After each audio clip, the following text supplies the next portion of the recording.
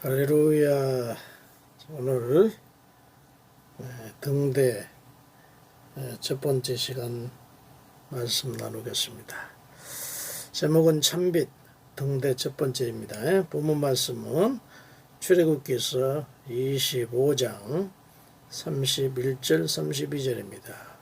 너는 순금으로 등잔대를 쳐 만들되 그 밑판과 줄기와 장과 꽃받침과 꽃을 한 덩어리로 연결하고 가지 6을 등잔 곁에서 나오게 하되 다른 3가지는 이쪽으로 나오고 다른 3가지는 저쪽으로 나오게 하며.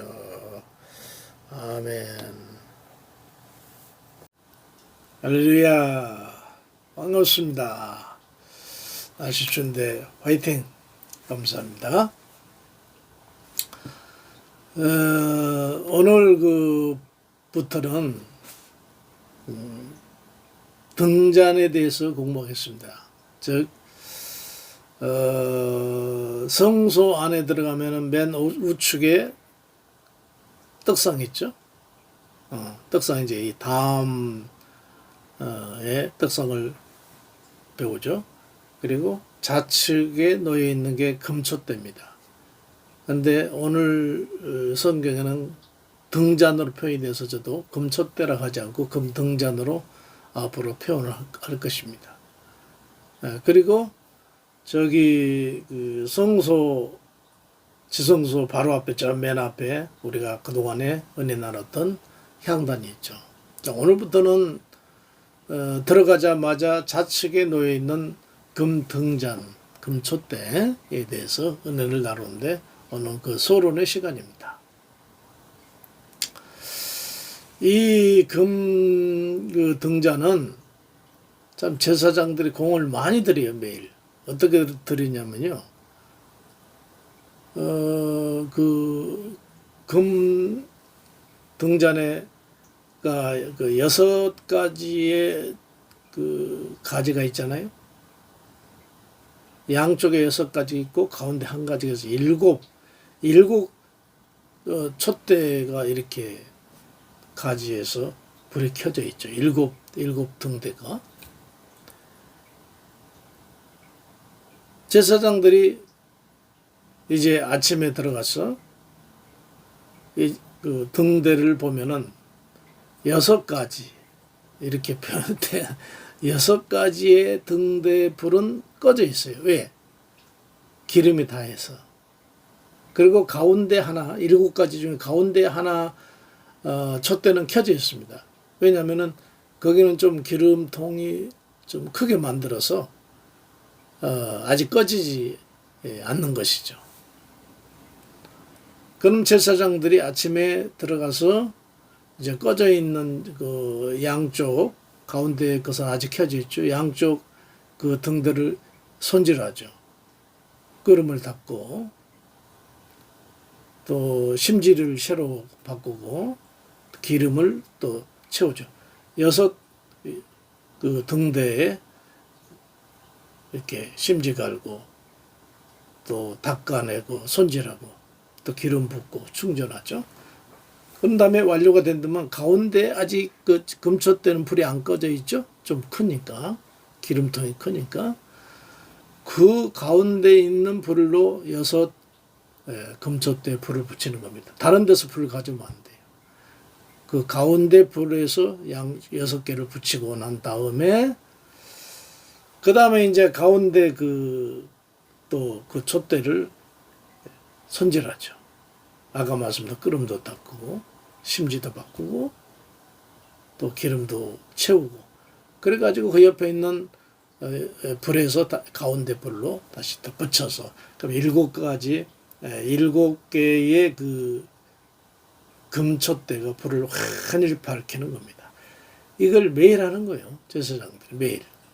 그런데 이 금촛대 이 불, 등잔의 이 불이 이스라엘 백성들에게는 굉장한 의미를 가지고 있어요.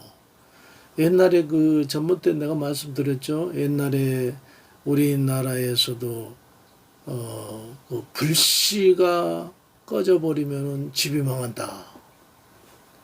집안이 망한다. 그런 그 어떤 전통적인 속설 때문에 아주 불씨관리를 굉장히 합니다. 안악들은 아궁이 항상 불씨가 남아있도록 항상 조심하고, 또 그것도 부족해서 화롯불 있잖아요. 숯불을 숯을 이제 꺼내가지고 그 화롯불을 항상 화롯불에 불씨가 남아있도록 이렇게 조치를 하죠. 이사 갈 때도 이 화롯불을 가져갑니다. 불씨를 가져. 불씨가 꺼지면 집안이 망한 줄 알고 그렇게 했던 것이죠. 내 전통적 내로는 하나의 속설이죠. 이와 같이요, 이스라엘 백성들도 비슷한 그런 그 속설이 있었어요. 미드라시인데, 미드라시는요 구약 성경 해설서예요. 주석입니다. 그 이스라엘 백성들은 율법 해설서라기도 해요. 미드라시. 근데 이 미드라시에 이런 문맥이 있어요. 저기 등잔 해설에 대해서 그 글을 남겨놨는데, 성전의 등잔, 금촛대죠. 금 등잔에 불이 켜져 있는 한 하나님의 영광이 이스라엘을 떠나지 아니하실 것이다. 이렇게 되어 있어요. 미드라시 이렇게 되어 있어요. 반대로 얘기해 볼까요? 만약에 성전의 불이 꺼졌다. 제사장 잘못해서 꺼졌다. 하나님의 영광이 이스라엘에 떠난다는 사실, 이렇게 중요한 의미를 갖는 게 금초됐습니다. 이스라엘 백성들은 그렇게 믿고, 그러니까 얼마나 철저하게, 아까는 뭐 집안에 불씨가 꺼져버리면 집안이 망한다지만 성전 불씨가 꺼져버리면 등대 불이 꺼지면 이스라엘이 망하니까 얼마나 신경을 썼겠는가 상상되십니까? 예, 바로 그것입니다. 그런데요, 우리가 잘 안 들어 아수르 침공, 바벨론 침공, 로마 침공해서 성전이 완전히 파괴되니까 저절로 꺼져버리게 돼 있어요. 그래, 하나의 상징적인 의미일 뿐인 거예요. 영원한 빛은 그러니까 성전 안에 등잔불은 영원한 빛은 되지 못한다, 그 얘기입니다. 그런데요, 성경에 보니까 참빛, 즉 영원한 빛이 따로 있더라고 말이에요. 진짜 빛이. 네. 즉, 그 수가성 여인과의 우리 주님과의 대화 아시죠? 물을 한 잔 잡수시고, 그대가 나에게 준 이 물을 먹는 자는 금방 목마를 것이다. 그러나 내가 그대에게 주는 물을 먹기만 하면 영원히 목마르지 아니할 것이다. 비슷한 말씀이에요. 이 빛에 대해서요, 마태복음 4장 16절에 흑암에 앉은 백성이 큰 빛을 보겠다. 흑암에 앉은 백성이 큰 빛을 보겠다. 무슨 빛일까요? 또 누가복음 2장 32절에 이 빛은 이방을 비추는 빛이다. 마태복음 4장 16 흑암에 앉은 백성의 큰 빛이고, 누가복음 2장 32절은 이방을 비추는 빛이다.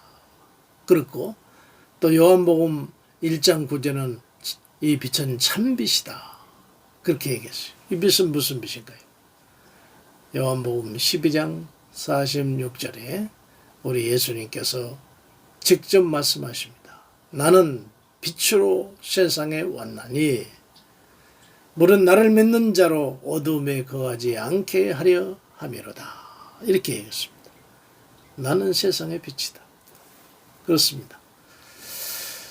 저 성전 안에 있는 7 금촛대, 등잔 7 금등대는 영원한 빛이 못 됐어요.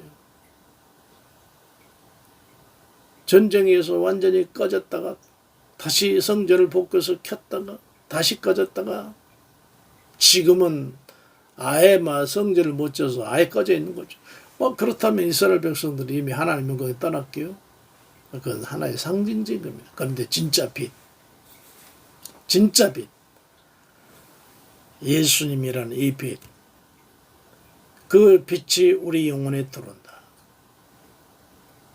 우리 영혼이 영원히 어두워지지 않는 저 지옥의 어두운 그런 어두움이 사라지고 천국의 아름다운 빛으로 우리 영혼을 가득 채울 것이다 그 말입니다. 네. 우리들은 가장 중요한 것은 성전 안에 있는 그 금촛대에 불을 꼭 붙여져 있는 것 같이 우리들은 예수님의 빛, 성령의 빛, 심령 속에 항상 충만해. 불이 예수님의 빛, 성령의 빛으로 쫙 비쳐나갈 때 우리 영혼이 밝은 빛 가운데 살게 될 것이다. 네, 참 빛이죠. 이 빛은 영원한 빛입니다.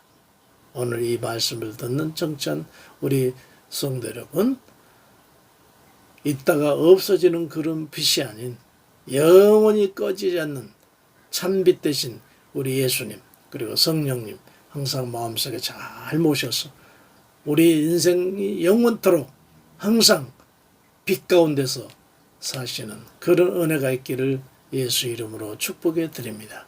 아울러서 우리 주변에 많은 어둠에 사는 우리 영혼들이 예수님을 영접하고 참빛을 저들도 받아들여서 영혼이 항상 밝은 빛 가운데 살았으면 좋겠고, 또 이 나라 대한민국도 이 참빛 대신 예수님을 다 영접해서 이 나라가 밝은 미래가 활짝 열리는 은혜가 있기를 예수 이름으로 축복해 드립니다. 참빛 대신 예수님이 이 말씀 듣는 여러분의 가정에 항상 환히 비춰져서 밝은 새해가 되기를 예수 이름으로 축복해 드립니다. 할렐루야.